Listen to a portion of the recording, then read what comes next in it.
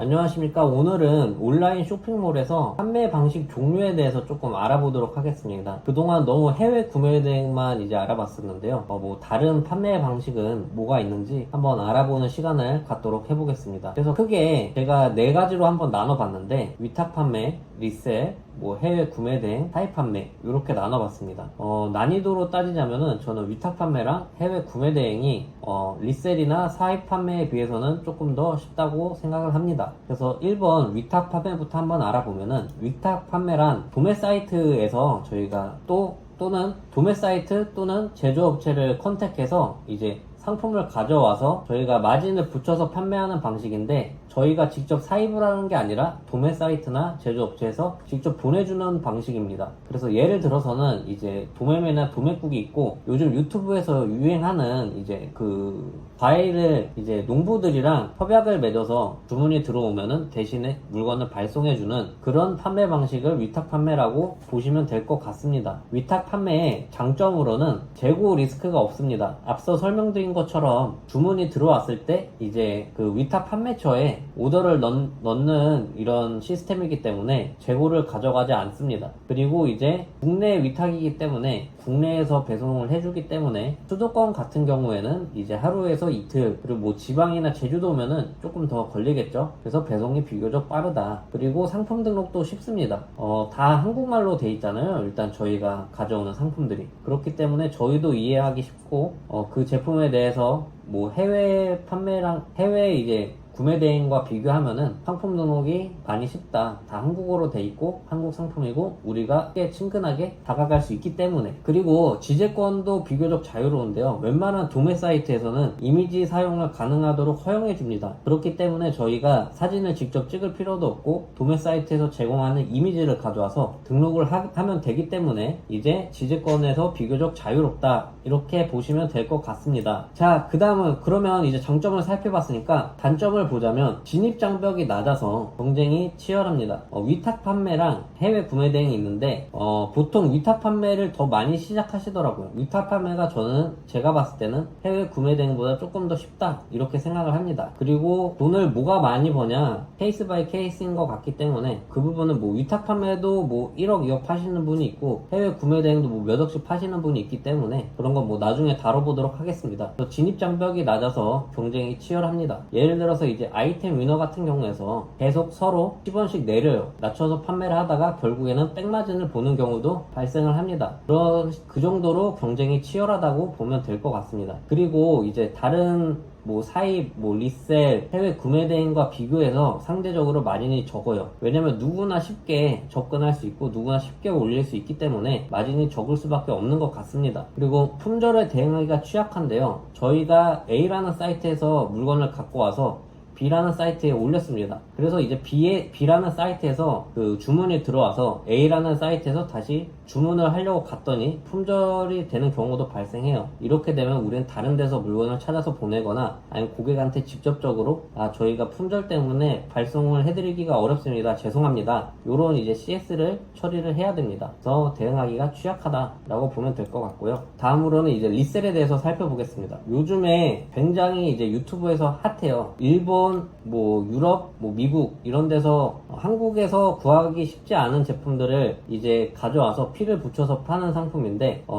또는 이제 한국에서는 어떻게 구하냐, 나이키나 아디다스나 신제품이 나오면은 응모를 할 수 있습니다. 응모를 하게 되면 추첨을 통해서 이제 해당 상품을 구입할 수 있는 기회를 주는데요. 그런 상품들을 저희가 구매해서 피를 붙여서 더 높은 가격에 등록해서 판매하는 방식을 리셀이라고 부릅니다. 리셀에 대한 장점은 누구나 구할 수가 없는 상품이기 때문에 이제 피가 붙으면 굉장히 많이 붙어요. 8만원짜리가 20만원, 30만원에도 거래되는 게 이제 리셀 시장이기 때문에 높은 마진을 가져갈 수가 있습니다. 그리고 두 번째로는 브랜드 제품이기 때문에 다른 위탁 판매나 구매 대행보다 객단가를 높게 가져갈 수 있어요. 하나를 팔면은 30만원, 40만원 이런 경우에 객단가가 30, 40이니까 10개만 팔아도 300만원, 400만원이 되겠죠. 그리고 반품이 들어와도 재판매가 가능합니다. 왜냐하면 브랜드 제품이기 때문에 수요는 항상 있다 생각합니다. 그렇기 때문에 반품이 들어와도 재판매가 가능하다라고 볼 것 같고, 그다음에 단점으로는 제품 구매가 어렵습니다.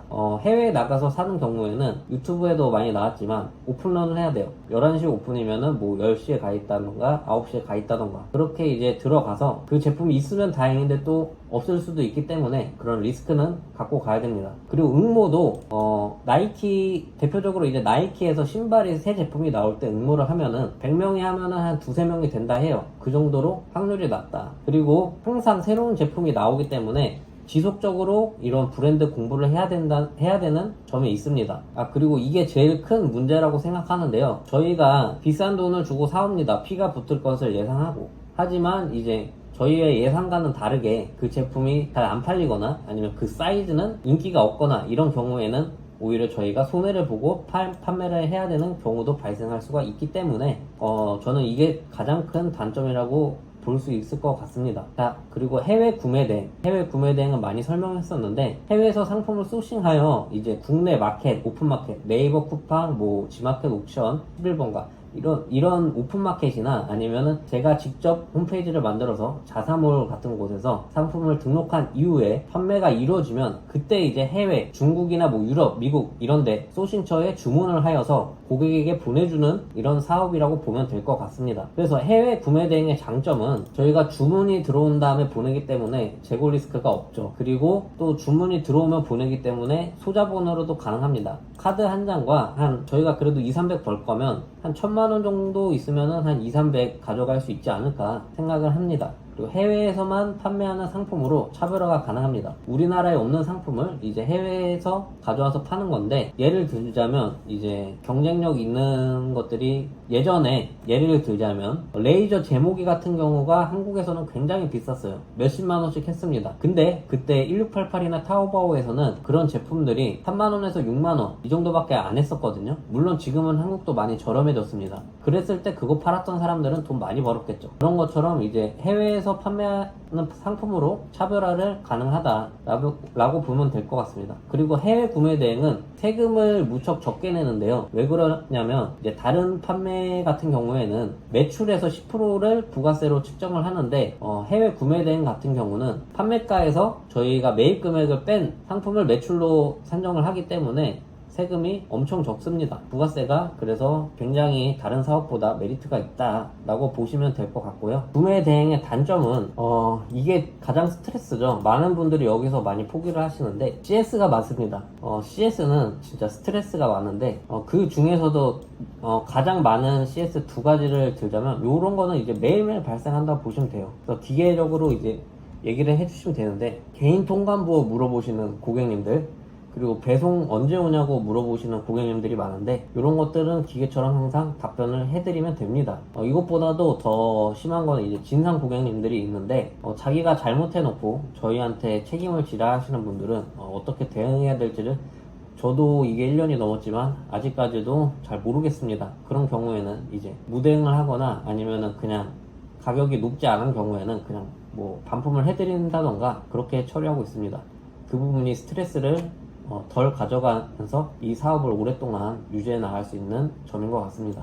그리고 배송 기간이 길다 보니까 그 중에서 이제 뭐 취소를 하시는 분들도 많고, 이거 뭐 중간에 배송 기간이 길다 보니까 저희가 신경을 자주 못 쓰잖아요. 그러면 중간에 중국에서 오는 거기 때문에 중간에 없어지는 경우도 있고, 요런 이제 문제가 발생합니다. 그리고 배송 기간이 2주니까 밑에도 써놨는데 2주 동안 돈이 더 묶이게 돼요. 저희가 정산을 2주 동안 더 못 받는 거죠.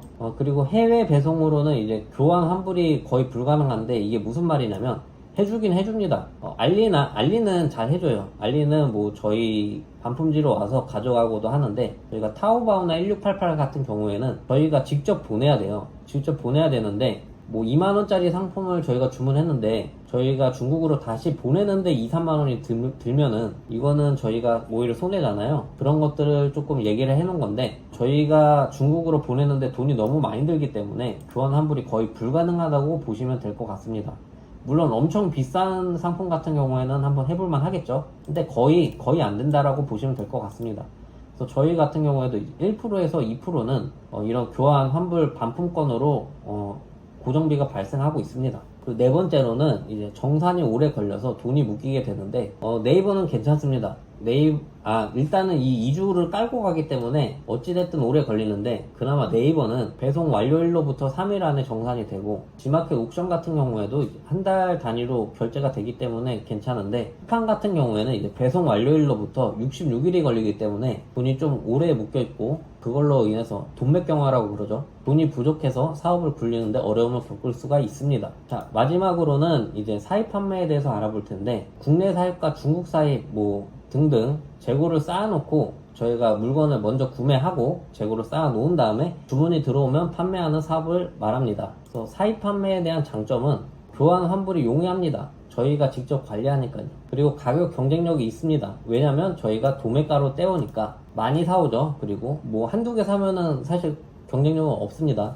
많이 사온다는 가정하에 가격 경쟁력이 있고, 그만큼 마진도 많이 먹겠죠. 저희가 싸게 사와서 파니까. 그리고 백마진을 얻을 수가 있는데, 택배비 같은 경우에 저희는 지금 2,120원에 보내고 있습니다. 근데 저희가 오픈마켓에 등록할 때는 3,000원에서 3,500원으로 등록하죠. 그 말은 뭐냐면 저희가 상품이 하나 나갈 때마다 백마진을 1,000원에서 1,500원 정도 받을 수가 있다라는 걸 의미하고, 10개 나가면은 만원에서 15,000원, 100개 나가면 10만원에서 15만원이니까 이런 것도 백마진으로 가져갈 수 있으면 굉장한 메리트가 되겠죠. 부수익을 얻을 수 있으니까요. 그리고 이제 저희가 직접 쌓아놓고 하다 보니까 정확한 재고 관리가 가능하고, 요즘에 유행하고 있는 이제 로켓 크로스 있죠, 쿠팡에. 그런 걸 입점을 해도 거기 정확하게 다 뜨거든요. 재고랑 이제 가격이랑 다 조정을 저희가 마음대로 할 수 있기 때문에 정확한 재고 관리가 가능합니다. 해서 이러한 장점들이 있습니다. 그리고 단점을 보면은 재고 리스크가 있습니다. 이게 다 잘 팔리면은 누구나 다 사입을 하겠죠. 근데 잘 못 팔 경우도 발생을 합니다.